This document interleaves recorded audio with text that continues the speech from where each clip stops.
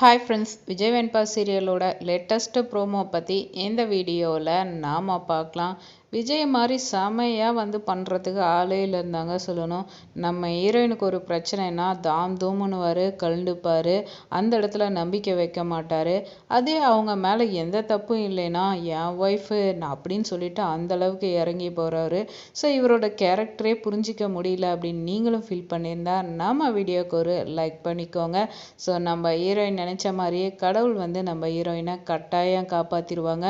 அது மட்டும் இல்லை, விஜய் நம்ம ஹீரோயினை புரிஞ்சுக்கிறதுக்கு இது ஒரு வாய்ப்பாக எடுத்துக்கணும். அதே மாதிரி ராஜேஸ்வரியோட முழு புட்டு இப்போ வெளியே வரப்போகுது. ஸோ விஜய்க்கு தான் அக்காவை பற்றின சுயரூபம் தெரிஞ்சுக்கிறதுக்கான இது வாய்ப்பாக அமைஞ்சிருக்கு.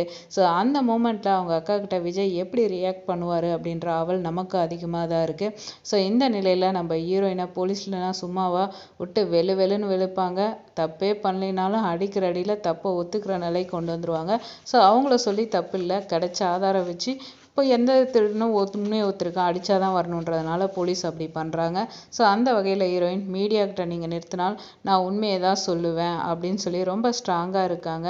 வாய் இருந்தால் தானே பேசுவேன்னு சொல்லிட்டு நல்லா அடி வெளுன்னு வெளுக்கிறதுல மண்டையில் அடிபட்டு ரத்தம் ஒரு மாதிரி ரொம்ப மயக்கமான நிலையில் விழுந்து கிடக்குறாங்க.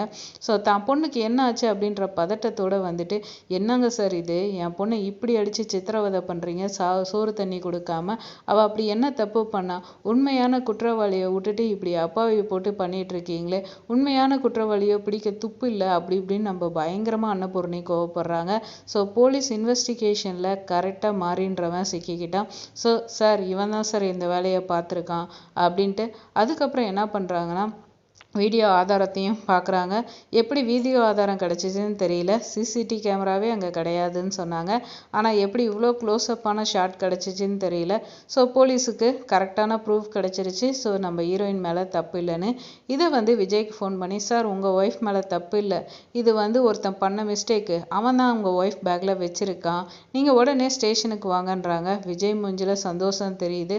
ஸோ வந்தவர் சார் இவன் தான் சார் இந்த சிலையை எடுத்து உங்கள் ஒய்ஃப் பேக்கில் வச்சுருக்கான் சார், அப்போவே நினச்சேன் சார், என் உள் மனசு சொன்னிச்சு இவ தப்பு பண்ணியிருக்க மாட்டான்னு, ஆனால் சட்டத்தை மீறி என்னால் எதுவும் பண்ண முடியாதனால நான் அமைதியாக இருந்துட்டேன் சார் அப்படின்னு சொல்லிட்டு இந்த இடத்துல விஜய் மலுப்பலாக பேசுகிறதெல்லாம் ஏற்றுக்கவே முடியாதுன்னு சொல்லணும். ஸோ அதை தாண்டி அவர் ஒரு பெரிய ட்விஸ்ட்டு வச்சாரு பாருங்க. அவன்கிட்ட போய் எதுக்குடா இப்படி பண்ண, எதுக்குடா என் ஒய்ஃப் பேக்கில் வச்சு இப்படி போட்ட அப்படின்னு சொல்லி கேட்டோன்னே, என்னது நீயா பேசுனது அப்படின்ற மாதிரி நம்ம ஹீரோயின் பார்க்குறது பார்த்தா அப்படி தெரியுது. ஸோ அவன் எப்படியும் கண்டிப்பாக உண்மையை சொல்லணும். வெயிட் பண்ணி பார்ப்போம் என்ன சொல்ல போகிறான், எப்படி நம்ம ராஜேஸ்வரி சிக்குவாங்க அப்படின்னு. இந்த வீடியோ உங்களுக்கு பிடிச்சிருந்தா லைக் பண்ணுங்கள், மறக்காமல் சேனலை சப்ஸ்கிரைப் பண்ணுங்கள். தேங்க்ஸ் ஃபார் வாட்சிங்.